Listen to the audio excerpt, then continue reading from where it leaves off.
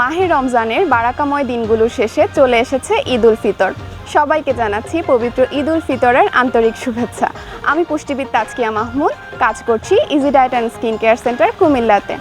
ঈদের আনন্দ মানেই কি পোলাও, বিরিয়ানি, রোস্ট, কোরমা, নাকি আরেকটু সচেতনভাবে যদি আপনি ঈদের মেনুটা সিলেক্ট করেন তাহলে ঈদের আনন্দ কিন্তু হয়ে যেতে পারে আরও দ্বিগুণ।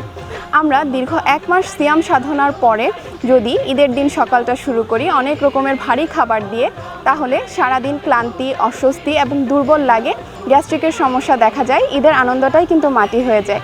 তাই আজকে আমি আপনাদেরকে দিচ্ছি ছোট্ট কিছু টিপস যেগুলো ফলো করতে পারেন। যেমন একসাথে অনেকগুলো ভারী খাবার খাবেন না। আমাদের ঈদের যে মিষ্টি জাতীয় আইটেমগুলো থাকে, পায়েস, সেমাই, পুডিং, এ জাতীয় খাবারগুলো একই বেলায় প্রত্যেকটা খাবেন না।